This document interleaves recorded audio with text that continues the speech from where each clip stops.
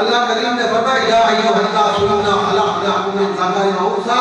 وجعلناکم شعوبا وقبائل لتعارفوا ان اکرمکم عند اللہ اتقاکم۔ اللہ کریم نے فرمایا کہ اے لوگوں، اصل دو مرد، ایک مرد اور ایک عورت جو پیدا کرتا ہے، ایک مرد اور ایک عورت جو پیدا کرتا ہے، پھر تواڈے تعارف واسطے لتعارفوا، تواڈے قبیلے بنائے جائیں، تواڈی پہچان واسطے، اور اس کو بعد اللہ کی بارگاہ وچ پہنچا ہوئے جڑا متقی جڑا پرہیزگار ہے۔ یہ اس ایت کا شان نزول کدوں ہویا؟ جدوں نبی پاک صلی اللہ علیہ وسلم فتح مکہ کیتا، مدینے تو واپس آ کے فتح مکہ فتح ہویا، تو نبی پاک صلی اللہ علیہ وسلم مکہ کے اندر آپ تشریف فرمانے، فتح مکہ ہو گیا۔ اللہ کے نبی نے فرمایا بلال کھڑا ہو جا، آج کعبے کی چھت پہ کھڑا ہو کے اذان دے، کعبے کی چھت پہ کھڑا ہو کے اذان دے۔ جدوں مکے دے کافراں نے ویکھیا کہ بلال حبشی ایک غریب غلام نوکر، اسی چودھری امیر، اسی تھلے بیٹھنے دے غلام کعبے دے چھت پہ کھڑو کے اذان پیا دیتا ہے، یعنی ان کے اندر یہ تکبر پایا جاتا تھا، اپنا آپ بڑا ظاہر کرنا، میں بڑا ہوں، میں بڑا ہوں، میں چودھری ہوں، میں امیر زادہ ہوں، میں بڑا ہوں، میں کیسا، کوئی نہیں ہے، کیونکہ پجاری وہ تھے ہی تھے، اس کے ساتھ یہ بھی ان کے اندر برائی تھی، وہ اپنے آپ کو بڑا ظاہر کرتے تھے۔ جب انہوں نے بلال کو دیکھا، ان میں ایک مکے کا رئیس، اس کا نام تھا عتاب بن حسین، یہ کہنے لگا کہ ہائے کاش، شکر ہے میرا باپ مر گیا ہے، میرے باپ کی موجودگی کے اندر اگر کالا غلام بلال کعبے تے اذان دیتا چڑھ کے بڑی بستی آئی، شکر ہے میرا پیو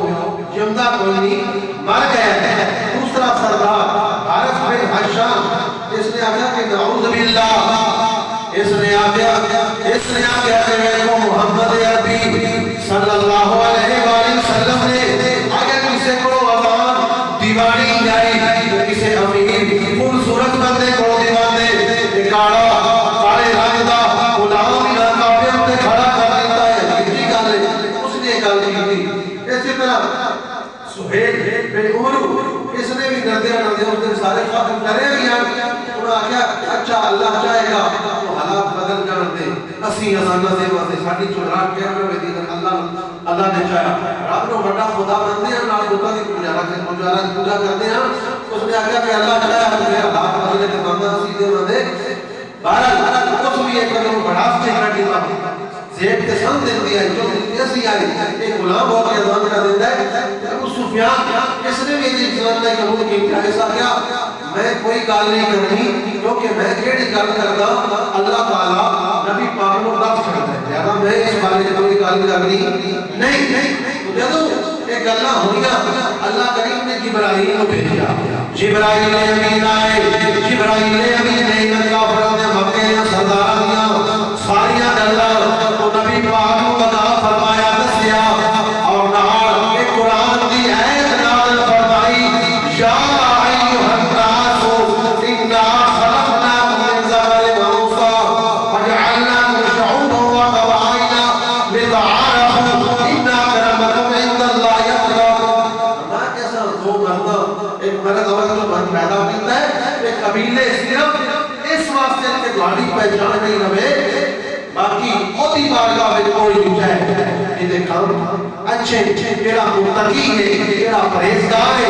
اس واسطے جدوں نبی پاک صلی اللہ علیہ وسلم فتح مکہ کے حضور تمام لوگ کہہ رہے سن، حضور پہنچے اپنی اونٹنی لے کے، اتنا جمع کثیر سی اور لوگوں کے اندر یعنی اونٹنی جس سے سوار سن کہ نبی پاک صلی اللہ علیہ وسلم اتنا رش کی اونٹنی بیٹھ نہیں سکتی، نبی پاک نے دو صحابیوں نے یعنی موڑے کے ہاتھ رکھ کے اترے اور حضور نبی پاک صلی اللہ علیہ وسلم نے ایک آیت بھی پڑھی اور فرمایا کہ آج سن لو، کسے کالے گورے تے کوئی فوقیت نہیں، کسے گورے کالے تے کوئی فوقیت حاصل نہیں، کسے امیر تو غریب تے کوئی فوقیت حاصل نہیں، عربی عجمی تے کوئی فوقیت حاصل نہیں، اللہ کی بارگاہ میں اونچا ہوئے، جڑا متقی ہے، جڑا پرہیزگار ہے، وہی اونچا ہے، اور کوئی خاندان دے لحاظ نال آکے میں اونچا خاندان دیکھو کہ ابو لہب نبی پاک کا سکا اونچا اونچا ہے اللہ کی بارگاہ میں اونچا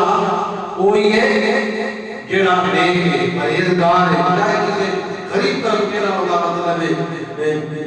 خاندان ہے رشتہ داری ہے تعلق ہے اس واسطے کوئی بندہ اس طرح سے تکبر نہ کرے کہ میرے کو پیسہ بڑا ہے میرے کو دولت بڑی ہے میں سردار ہوں میں وزیر اعظم میں فلاں میرے کو بڑی حکومت ہے بڑی زمین ہے میں لاکھ کہیں روپے کا مالک ہوں اس چیز سے فخر نہ کرے اور یہ چیزیں راضی بارگاہ میں کچھ بھی نہیں مال دولت اللہ کریم نے فرعون بھی بڑا دیتا ہے لگانا ہوگی لمیاں کر دیتا ہے لیکن ان کا حساب بھی بڑا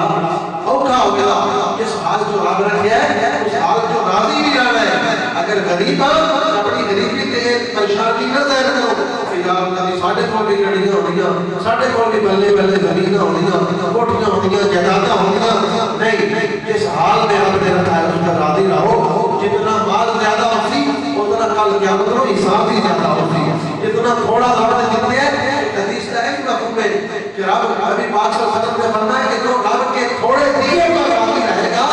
کل قیامت کو رب اس کے تھوڑے عملوں پہ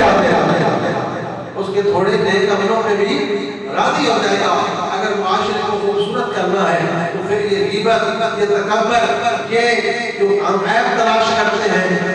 ان سے بھی دور رہنا ہوگا ہمارے معاشرے کی برائیاں زیادہ ہی ہیں کہ تکبر آ گیا اور اس کو بعد غیبت بڑے عام ہے